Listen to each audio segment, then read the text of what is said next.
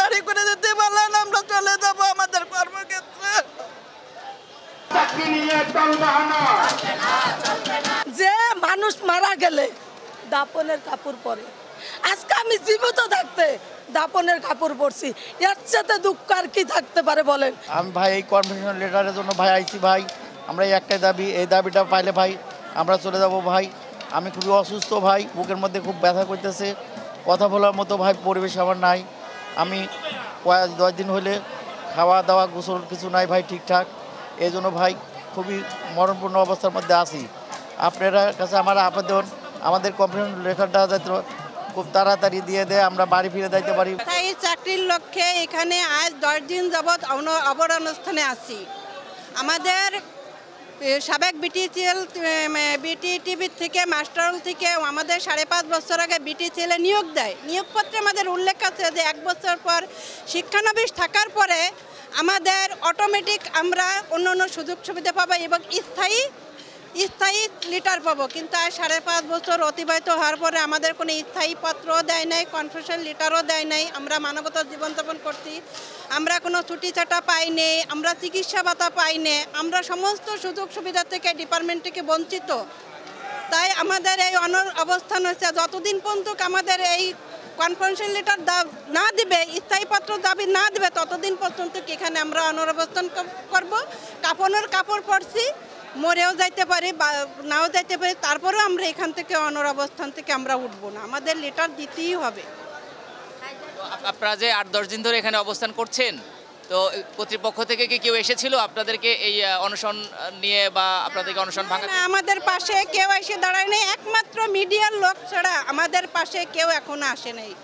শুধু একমাত্র মিডিয়ার লোক আমাদের দুঃখের কথা শুনতেছে, প্রচার করতেছে। এখন আমাদের পাশে এমডি কন, বোর্ড মিটিং কন বা আমাদের মন্ত্রী কন, সচিব কন, আমাদের কেউই আসে নাই। মিডিয়ার ভাইদের কাছে আমরা হাতে পাই ধরি, আপনারা আমাদের কথাটা প্রধানমন্ত্রীর কাছে পৌঁছে দেন। আজ আমরা 10টা দিন, কি গরম গেছে, মানুষ সহ্য করতে পারে না, খাইয়ে না খাইয়ে এখানে আমরা অবস্থানে আছি। আপনারা পৌঁছে দেন, আমাদের লিটারটা দিয়ে দিক, স্থায়ীপত্র জারিটা দিয়ে দিক, আমরা এখান থেকে চলে যাব, আমাদের কর্মস্থলে দিয়ে আমরা কাজ পোষাই দেবো।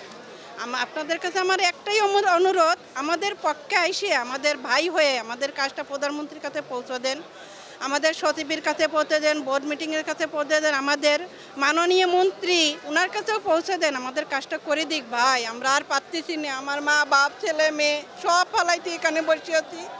বৃদ্ধ মা বিছানায় পড়ে আছে, তার পাশে যাইতে পারতেছি না। 10টা দিন এখানে আছি, রাত দিন 24 ঘন্টা। আমার মা কখন মরে যাবো, আমার মার মুখে মনে পানিটুকু দিতে পারতেছি না। আপনারা আমাদের এই কাজ করেন ভাই, বিশ্বাস না করেন আপনারা বাসায় যান। আমার বৃদ্ধ মা পাও ভাঙ্গা পড়ে রয়েছে, আমি যাইতে পারতেছি না, আমার ভবিষ্যৎ অন্ধকার। আপনারা একটু কাজ করেন ভাই, এই ডিপার্টমেন্টটা 26 বছর ধরে কাজ করতেছে। এত কাজ করে পরে কেন আমার অফিসারদের মন নরম হয় না? আর কত কষ্ট করবে ডিপার্টমেন্টে ভাই, একটু জোরাত করে ভাই।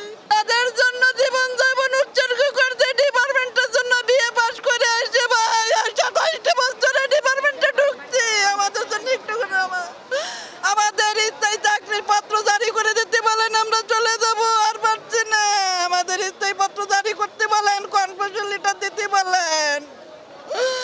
আপনারা আমাদের পাশে আসেন ভাই, সব চলে আসেন, প্রধানমন্ত্রীর কাছে পৌঁছে দেন। উনি মানবতার মা, উনি আমাদের কষ্ট দেখলে বসে থাকতে পারবে না। আপনি পৌঁছে দেন ভাই, আর পারি না। আর 10টা দিন ভাই আমার মার মুখ দেখতে পাচ্ছি না, আপনারা পৌঁছে দেন, আমাদের স্থায়ী পত্র জারি করে দিতে বলেন, আমরা চলে যাব আমাদের কর্মক্ষেত্রে। মেইন উদ্দেশ্যই আমাদের কনফার্মেশন লেটার। কনফার্মেশন লেটার পাইলে আর সিপিএফ গ্যাজুটি ফান্ড সব কিছু আমাদের দিতে বাধ্য হবে, আমরা পাবো। কিন্তু আমাদের ন্যায্য দাবি এটা, আমাদের প্রাণের দাবি এটা। আর না তো আজকে দাপন কাপন করছি, দুঃখের বিষয় যে মানুষ মারা গেলে দাপনের কাপড় পরে, আজকে আমি জীবিত থাকতে দাপনের কাপড় পরছি, এর সাথে দুঃখ আর কি থাকতে পারে বলেন? আমাদের মৃত্যু হয় না কেন, আল্লাহ মৃত্যু দেয় না কেন? এই জীবনটা দেখার আগে যেমন একটা প্রতিষ্ঠানে আমি জ্বলন্ত জীবন শেষ করে দিচ্ছি, এই আজকে যদি আমাদের পাশে সচিব আইতো, এমডি স্যার আইতো, তবুও মনটা একটা সান্ত্বনা দিতে পারবো।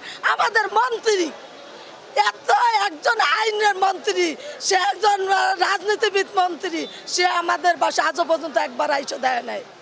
সে কি শুনতে পায় না? আপনারা কি মিডিয়া বাইরে আপনারা শুনান না? আমাদের প্রকৃতপক্ষে একটাই দাবি, আমাদের যে নিয়োগ দেওয়া হয়েছে 2019 সালে, সেই নিয়োগের কনফার্মেশন লেটারটির জন্যই আমরা মূলত এখানে অবস্থান নিয়েছি। কর্তৃপক্ষের সাথে যোগাযোগ করেছেন?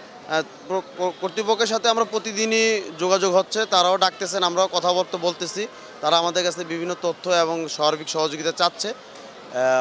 আজকেও পর্যন্ত তাদের উচ্চতর 2টি কমিটির মিটিং ছিল, সহযোগিতা চেয়েছেন যে তারা যেন আসতে পারে। আমরা তো সুশৃঙ্খল একটি জাতি, আমরা শান্তপ্রিয়ভাবে আমরা এখানে কর্মসূচি পালন করতেছি, যার কারণে আমরা বলছি যে আপনারা যত মিটিং দরকার যা করা লাগে আপনারা করেন, কিন্তু আমার দাবি যতক্ষণ পর্যন্ত বাস্তবায়ন না হবে ততক্ষণ পর্যন্ত আমরা আমাদের এই মাঠ ছাড়বো না, আমরা এখানে অবস্থান থাকবো।